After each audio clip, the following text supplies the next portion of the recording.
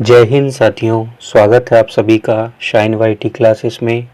Hindi short hand की practice dictation 100 शब्द प्रति मिनट गति से डिक्टेशन 5 सेकंड में शुरू होगी। स्टार्ट। देश की उच्च शिक्षा व्यवस्था उदारीकरण के बाद आगे तो बढ़ी, लेकिन उसी गति से उसमें गुणवत्ता विकसित नहीं हो पाई। स्टॉप। उदारीकरण के 3 दशक पूरे हो चुके हैं, मगर इसका लाभ उच्च शिक्षा में केवल कमाई के अवसर के रूप में देखा गया। स्टॉप। खास यह भी है कि तकनीकी शिक्षा के लिए all India council of technical education को मानक तय करने के लिए 1987 में बनाया गया था। स्टॉप। इसके नियमों की खूब अवहेलना हुई। स्टॉप। समय के साथ विश्वविद्यालय अनुदान आयोग भी नकेल कसने में कम ही कामयाब रहा। स्टॉप। आकर्षक विज्ञापनों और चमचमाते सपनों के साथ युवाओं के हाथ में उच्च शिक्षण संस्थाओं ने डिग्रियां तो खूब थमाई, पर कौशल के मामले में वे खोखले ही रह गए। स्टॉप। यूजीसी की वेबसाइट को खंगाले तो मौजूदा समय में सभी प्रारूपों में 1200 से अधिक विश्वविद्यालय हैं, जिनमें 57 केंद्रीय और 502 राज्य विश्वविद्यालय हैं। स्टॉप। ये सभी उच्च शिक्षण संस्थान और इनसे जुड़े कॉलेज हर साल तकरीबन 4 करोड़ से अधिक युवाओं की तकदीर बनाते हैं। स्टॉप। ऐसे संस्थान स्थापित करने के लिए बहुत बड़ी राशि की आवश्यकता पड़ती है। स्टॉप। निराशा की बात यह है कि इनमें कई संस्थान शिक्षा को धन उगाही का जरिया बना लेते हैं और डिग्रियां बांटना एक तरह से कारोबार बन जाता है। स्टॉप। असल में शिक्षा कोई रातों रात विकसित होने वाली व्यवस्था नहीं है। स्टॉप। वैश्वीकरण के बाद उच्च शिक्षा के क्षेत्र में कई दरवाजे खुले। स्टॉप। मगर व्यावहारिक तौर पर अब ये विफल दिखाई देते हैं। स्टॉप। भारत में विगत 3 दशकों से शिक्षा संस्थानों के प्रति काफ़ी नरमी बढ़ती जा रही है और शिक्षा की गुणवत्ता में गिरावट की मुख्य वजह भी यही है। स्टॉप। भारत सर्वाधिक जनसंख्या वाला देश है। स्टॉप। संसार की सबसे बड़ी युवा आबादी यही है। स्टॉप।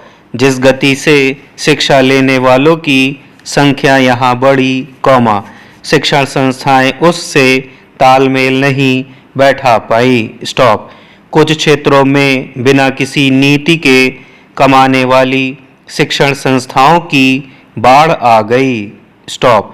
इंजीनियरिंग कॉलेज इसी तर्ज पर विकसित हुए और यह बात तब और पुख्ता हो जाती है जब आंकड़े बताते हैं कि देश में इंजीनियरिंग की सफलता दर आमतौर पर 10% से अधिक नहीं होती है, जबकि हर साल 15 लाख इंजीनियरिंग स्नातक कॉलेजों से निकलते हैं। Stop.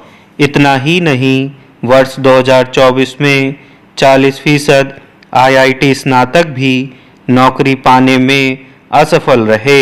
Stop. India's graduate skill index के अनुसार, देश में लगभग 57% स्नातकों के पास आवश्यक कौशल नहीं है। स्टॉप। पैरा। सवाल उठता है कि शैक्षणिक वातावरण हमारे यहाँ कैसा है। स्टॉप। अब शिक्षण संस्थानों को सुशासन के मार्ग की ओर ले जाने की जरूरत है। स्टॉप।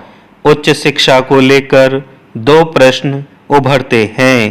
पहला यह कि क्या विश्व परिदृश्य में तेजी से बदलते घटनाक्रम के बीच उच्चतर शिक्षा, शोध और ज्ञान के विभिन्न संस्थान स्थिति के अनुसार बदल रहे हैं। दूसरा, क्या अर्थव्यवस्था, दक्षता और प्रतिस्पर्धा के प्रभाव में शिक्षा को तकनीक से जोड़ने का कोई बड़ा लाभ मिल रहा है? स्टॉप। यदि हाँ, तो सवाल यह भी है कि क्या परंपरागत मूल्यों और उद्देश्यों का संतुलन इसमें बरकरार है? विभिन्न विश्वविद्यालयों में शुरू में ज्ञान के सृजन का हस्तांतरण भूमंडलीय हिस्सेदारी के आधार पर हुआ था। स्टॉप। धीरे धीरे बाजारवाद के कारण शिक्षा गुणवत्ता के मामले में पिछड़ती गई। स्टॉप। वर्तमान में तो इसे बाजारवाद और व्यक्तिवाद के संदर्भ में परखा और जांचा जा रहा है। स्टॉप। तमाम ऐसे कारकों के चलते उच्च शिक्षा सवालों में घिरती चली गई। स्टॉप। देश में उच्च शिक्षा की स्थिति चिंताजनक क्यों हुई, इसे समझना होगा। स्टॉप। ऐसा इसलिए हुआ कि इस क्षेत्र में उन्मादों को कहीं अधिक ढीला छोड़ दिया गया, जिसे लेकर एक निश्चित नियोजन होना चाहिए था। स्टॉप। उच्च शिक्षा में गुणवत्ता तभी आती है जब इसे शोधपरक बनाने का प्रयास किया जाता है, न कि रोजगार जुटाने मात्र का जरिया बनाया जाता है। स्टॉप। निजी विश्वविद्यालय फीस वसूलने में पूरा दम लगाए रखते हैं, पर उच्च शिक्षा के प्रति इनकी प्रतिबद्धता कम ही दिखती है। स्टॉप।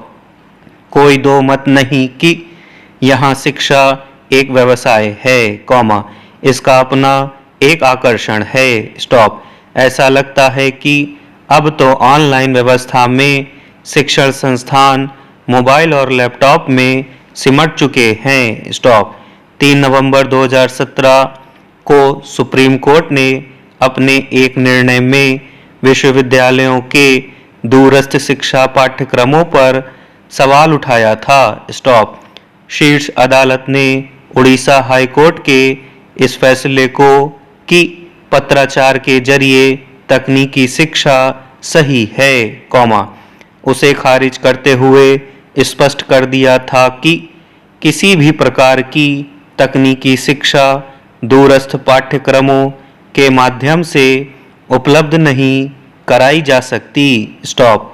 शीर्ष अदालत के इस फैसले से मेडिकल, इंजीनियरिंग और फार्मेसी समेत कई अन्य पाठ्यक्रम जो तकनीकी पाठ्यक्रम की श्रेणी में आते हैं, उन्हें लेकर विश्वविद्यालय अब मनमानी नहीं कर सकते।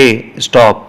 इतना ही नहीं, इस फैसले से पंजाब और हरियाणा हाई कोर्ट के उस निर्णय को भी समर्थन मिलता है जिसमें कंप्यूटर विज्ञान में पत्राचार के माध्यम से ली गई डिग्री को नियमित तरीके से हासिल डिग्री की तरह मानने से इनकार कर दिया गया था। स्टॉप। कचोटने वाली बात यह भी है कि उच्च शिक्षा के नाम पर चौतरफा अव्यवस्था फैली हुई है। स्टॉप। बीते 2 दशक में दूरस्थ शिक्षा को लेकर गली मोहल्लों में दुकानें खुलने का सिलसिला आज भी जारी है। स्टॉप। उत्तर प्रदेश के कई नामी गिरामी विश्वविद्यालय भी इस मोह से नहीं बच पाए। स्टॉप। स्नातक और परास्नातक समेत कई व्यावसायिक पाठ्यक्रमों को लेकर दूरस्थ माध्यम से बिना किसी खास कसौटी के न केवल केंद्र खोलने की अनुमति दी गई, बल्कि स्वयं के साथ इससे जुड़े ठेकेदारों को भी फायदा पहुंचाने लगे। स्टॉप। इतना ही नहीं, बीटेक से लेकर एमबीए तक की डिग्रियां भी दूरस्थ माध्यम से ऐसे केंद्रों से सहज रूप से उपलब्ध होने लगी। स्टॉप। दरअसल शिक्षण संस्थाओं ने व्यवसाय अधिक किया, जबकि नैतिक धर्म का पालन करने में कोताही बरती है। स्टॉप। हमारे पुराने भारतीय प्रौद्योगिकी संस्थान आमतौर पर राष्ट्रीय रैंकिंग में सबसे आगे रहते हैं, उन्होंने मूल्यांकन प्रक्रिया की पारदर्शिता पर चिंताओं का हवाला देते हुए लगातार 5वें वर्ष Times Higher Education World University ranking का बहिष्कार जारी रखा है। वैश्विक स्तर पर ऑक्सफोर्ड विश्वविद्यालय लगातार 9वें वर्ष शीर्ष स्थान पर बना हुआ है।